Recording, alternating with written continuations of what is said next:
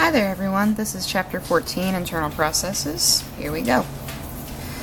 Okay, I'm going to be covering the impact of internal processes on landscapes, from rigid earth to plate tectonics, actual plate tectonics, plate boundaries, volcanism, vaulting, and crustal configuration in this video. Okay, impact of internal processes on the landscape. The lithosphere's shape is fundamentally caused by internal processes. Most observable rock formations that we see in the landscape are caused by the internal processes. The awesome forces within the Earth, which we'll get into in a minute, reshape the Earth's crust pretty much constantly. You know, it's always ongoing, nothing is fixed. From rigid Earth to plate tectonics. The plates, and there are 7 of those, are mobile. You know, constantly on the move, pretty much not observably, but at least not to the naked eye, but they are constantly moving. The continents have moved and collided and merged over time. It all started out as one giant supercontinent called Pangaea, which I'm pretty sure we've all heard about. But this was only recently accepted. Up until the mid-20th centuries, scientists thought that the crust was unmoving and that all the continents and oceans were stationary. They only changed with long periods of mountain building and changing sea levels. Basically, they believed what they could see and not much else. And then this German dude named Alfred Wegener? I put an R in there and that doesn't belong there, sorry. He presented the idea of continental drift, but actually he reintroduced it, you know. This has been around since the time of Francis Bacon and before that. The idea has always been there, but it wasn't up until Wegener that we actually had some solid proof. He put together the first comprehensive theory to describe and explain continental drift. And he did this with his book Die Entstehung der Kontinente und Ozeane, which is roughly translated The Origin of the Continents and the Oceans. I'm so excited that I actually got to use my German for once. I'm barely able to contain myself. But anyway, he observed that the continents could fit together like a jigsaw puzzle if you arrange them correctly. And then paleontology backed him up. Mesosaurus, which if you look at it, looks like the love child of an alcoholic eel and an angry alligator, was found on either side of the Atlantic, and, you know, that shouldn't be possible for one species of, you know, dinosaur. My computer made a noise. Let's see. And ancient coal deposits also. That would be continuous if the ocean wasn't in the way. Those were another indicator. And mountain belts that are found in Greenland, Scandinavia, and the British Isles match up with the Appalachians in America. So those were, you know, more pieces of the puzzle. So here we have a diagram of Pangaea. You know, this is what it looked like when it was all pretty much one continent. This is the modern reconstruction of Pangaea right here. And this is what Wegener thought that Pangaea would look like, so he wasn't too far off. Okay, plate tectonics.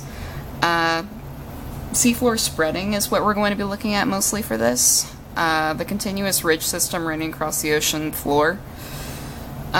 This idea was presented by Harry Hess and Robert Dietz.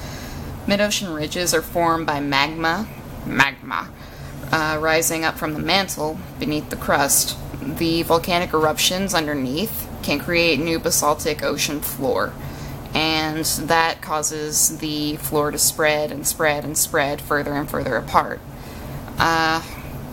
The rate at which this happens is comparable to the growth of fingernails. You know, it doesn't happen very quickly at all, but it does happen. New ocean ridges have the newest crust formed on the planet. It's fresh out of the oven. At other places, the deep ocean trenches, that's where the older pieces of lithosphere, and it's forced back into the asthenosphere in a process called subduction. It's heated up, melted down, and it's essentially recycled. You know, the Earth likes to be green about things. Okay, now we're going to be talking about plate boundaries. Divergent boundaries, which is where the magma will well up in the openings between plates and it will spread them apart. An example of this is mid-ocean ridges. Magma will well up between them and it will create new basalt floor. And it's a constructive method of, plate boundaries. It'll create something new in order to spread the two apart. Convergent boundaries is where the two plates collide with each other. These are sometimes called destructive boundaries because they can result in the removal or the compression of the crust. These cause major mountain ranges, volcanoes, and trenches and the like. And then we've got transform boundaries where the plates slip past one another, in a lateral direction. They're commonly, more likely to produce shallow earthquakes. They're conservative. Nothing gets destroyed or created with these. They just slide past each other and shake everything up. Here we have a map of the different boundaries. The convergent boundary, I'm not really sure if you can see it with this quality, but there's a black dotted line that goes around at convergent boundaries over here, going around the Eurasian plate and the North American plate down into the South American plate. And then divergent boundaries where they're spreading apart, that's the red line going through around here. And then transform fault boundaries are the yellow lines that go, sort of across here. These aren't really continuous. Volcanism. This has disappointingly nothing to do with Star Trek, but it does have something to do with volcanoes, and they're pretty cool too, so I'm not complaining. Okay, volcanism is pretty much the general term that, all phenomena associated with the movement and origin of molten rock. Volcanism is where magma is pushed up through the crust and expelled outward. This is very different from plutonic activity. Plutonic activity is when the magma solidifies within the Earth's crust. There's a difference between lava and magma. Lava is when it's actually on the Earth's surface. It's come up, it's spread out. It's magma whenever it's beneath the crust. Whenever it's still inside, in the oven, it's called magma. Let's see. I had something else. I know I had something else. Oh, yeah. Pyroclastic material. Pyroclastic material is a cloud of ash, lava, fragments, and vapor.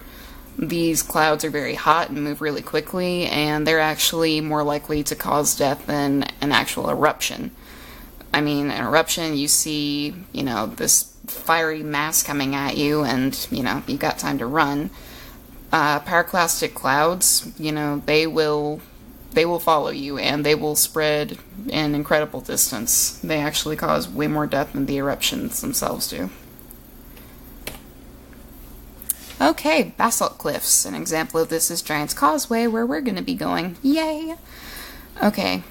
Low silica content in the lava causes basalt. The eruptions that cause this are quiet and non-explosive. Nothing that you're going to, see coming and be like, ah! When the lava flows and it cools down slowly over time, it can form cliffs such as these pictured. Right there. And streams that move through the lava flow can cause the irregular surface and uniform cooling, which happens from the bottom up and the center outward, and that causes the hexagonal structure that Giant's Causeway is famous for. And, the vast accumulations build up layer over layer, and then you get these. Okay, crustal configuration. Diastrophism, which is the deformation of Earth's crust. This occurs when the Earth is solid and not molten. We generally think of rocks as solid and unyielding. A rock is something brittle. If it, does anything at all, it's going to break. But actually, rock is very capable of bending. There are two primary types of diastrophism, and these are folding and faulting.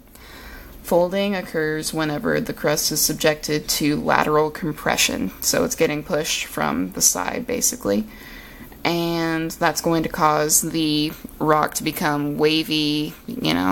It's actually looks like ribbon candy almost. Faulting is where rock is broken with accompanying displacement, and this usually takes place in weak areas in the crust, and these areas are called fault lines. You've probably heard about the New Madrid Fault, which is, directly underneath western Kentucky, which is, awesome to think about. The rock can fall away and be broken. Earthquakes. Earthquakes are sudden vibrations caused by the shock waves that occur when sudden displacement on a fault happens. So, we've heard all about earthquakes. We've lived through a few. I think it was a few years ago that it happened, and it was felt, all throughout the state, different parts of the country. So we've lived through a few of them. These vibrations that we feel are called seismic waves. So, those are always fun to experience. And I actually went through this a lot quicker than I had intended, and sorry about that. But drive safe, don't do drugs, all that jazz, and I will see you all at the airport. Bye!